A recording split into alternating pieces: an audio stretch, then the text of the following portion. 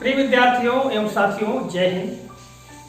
आज के इस कालखंड में हम आपके समक्ष गणित विषय लेकर उपस्थित हुए हैं और आज के कालखंड में मैं जिस प्रश्न पर आपसे चर्चा करने वाला हूं उसे मैंने इस ग्रीन बोर्ड पर लिख दिया है, जैसा कि आप देख रहे हैं। प्रश्न क्या है? चर को पृथक करने के लिए जो आप चरण प्रयोग करेंगे उसे बताइए और फिर समीकरण को हल कीजिए।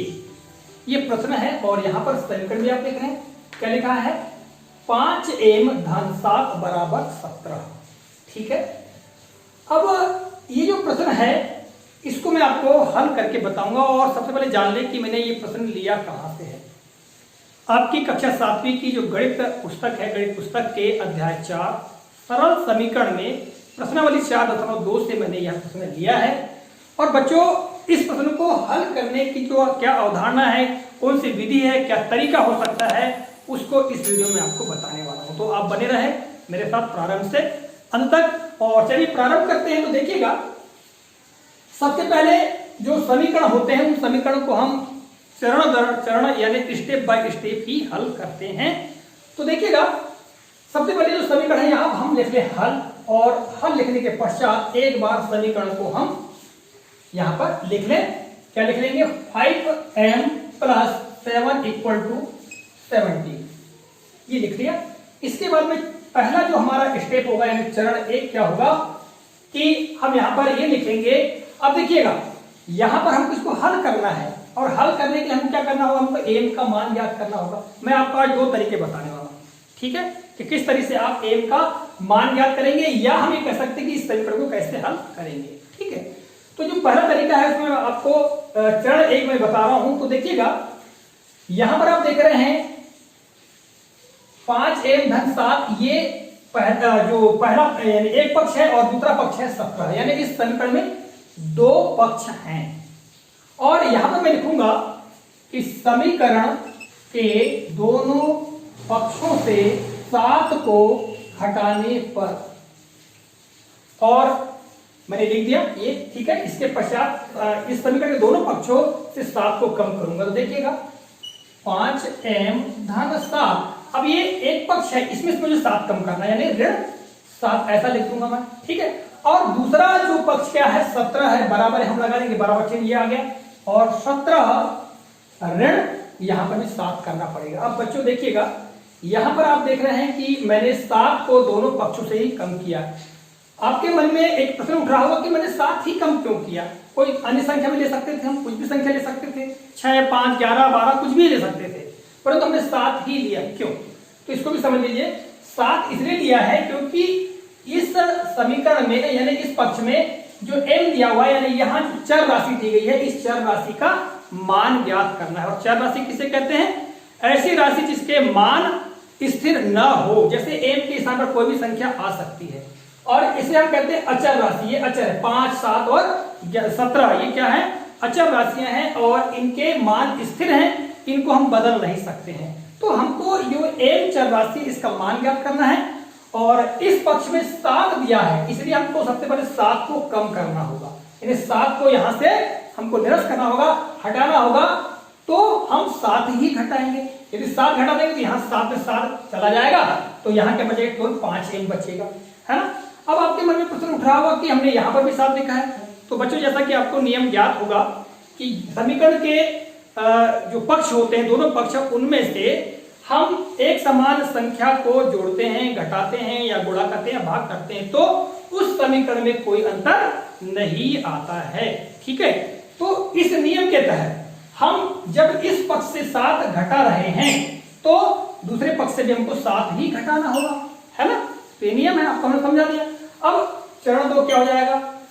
चरण 2, इसमें हम क्या करेंगे?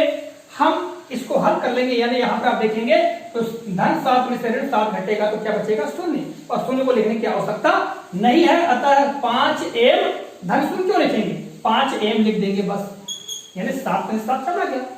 इसके बाद ये बराबर का चिन्ह, और आगे आप देखेंगे 17 ऋण 7 दिया हो तो 17 में से 7 घटा देंगे तो कितना बचेगा? 10 बचेगा।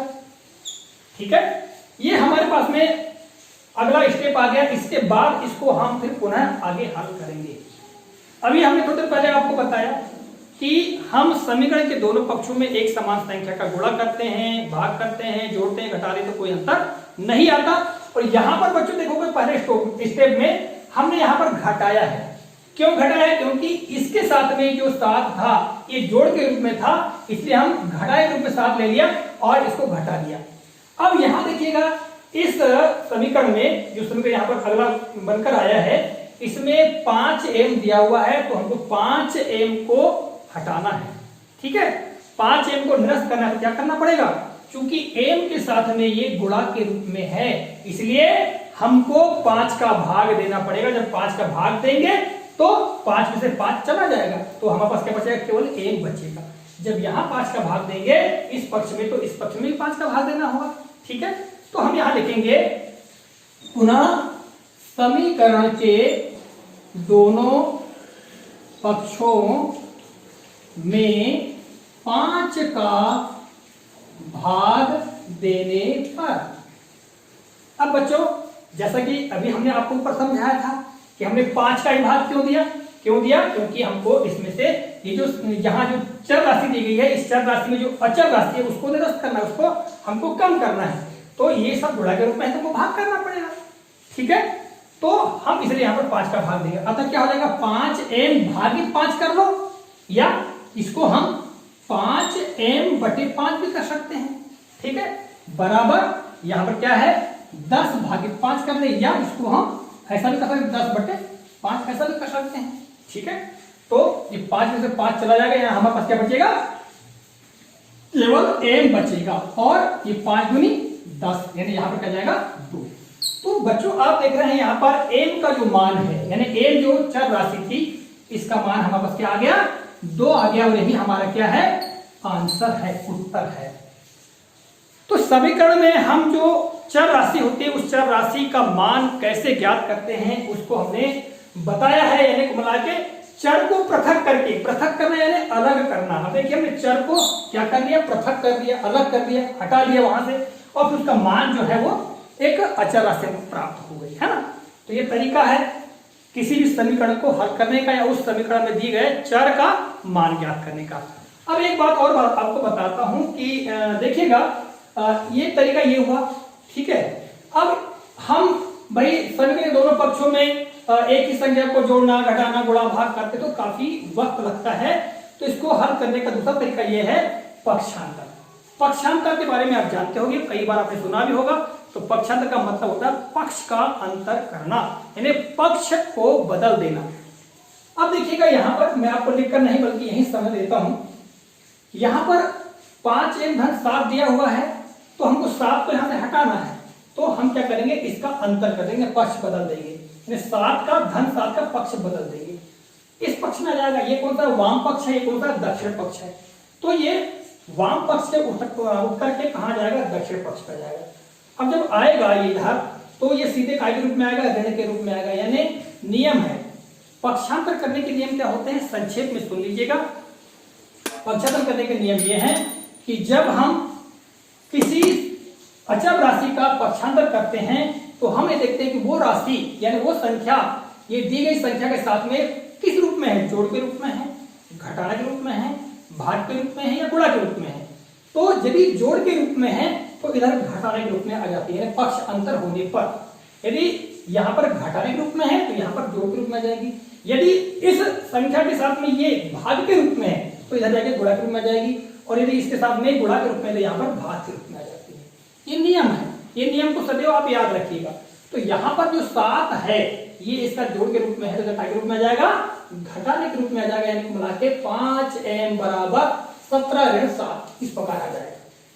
ठीक है, कोई दिक्कत बात है? अब घटा देंगे तो 5m बराबर क्या आ जाएगा? यहाँ पर 10। अब पुनः हम क्या करेंगे? इस 5 का पक्षांतर करेंगे, हमको लिखना पड़ेगा पक्षांतर करने पर। ठीक है, तो यहाँ पर देखिएगा हम इस 5 का पक्षांतर इधर करेंगे, तो यहाँ देखिए m के साथ में गुणा के रूप में है, क्योंकि 5m का मतलब हुआ 5 गुणित m, तो इधर क्या के रूप में आ जाएगा? भाग के रूप में आ जाएगा, यानी m बराबर क्या जाएगा? 10/5। अब भाग देंगे 5 गुनी 10, यानी m बराबर 2, ये हमको प्राप्त हो जाएगा। इस तरीके से भी हम हल करते हैं। ये जो लंबी चौड़ी प्रक्रिया से बचने के लिए। ठीक है, जब आप बड़ी कक्षा में जाएंगे तो इस तरह के साथ करेंगे।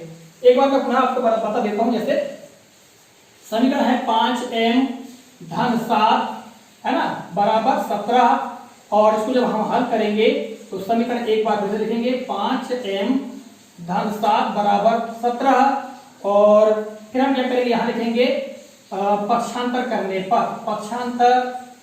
पर अब आपको जब नियम ज्ञात हो जाएंगे तो आप 5m बराबर 17 ऋण 7 ऐसा ही करेंगे। ठीक है, क्योंकि ऋण 7 का पक्षांतर हो जाएगा, अचर राशि पक्षांतर।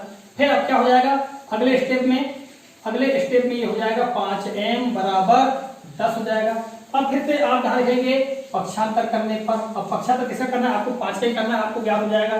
तो m बराबर क्या हो जाएगा 10/5, यहाँ गुणा के रूप में तो यह भाग के रूप में चले जाएगा।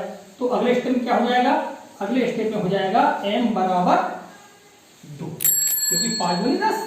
ठीक है, तो इस तरह से हमारे पास m का जो मान है वो निकल कर आ जाएगा। तो विद्यार्थियों, इस समीकरण के माध्यम से मैंने आपको समझाने का प्रयास किया है कि हम किस तरह से समीकरणों में दिए गए चर राशि का मान ज्ञात कर सकते हैं। आशा है यह वीडियो, यह जानकारी आपको काफी उपयोगी, ज्ञानवर्धक लगी होगी।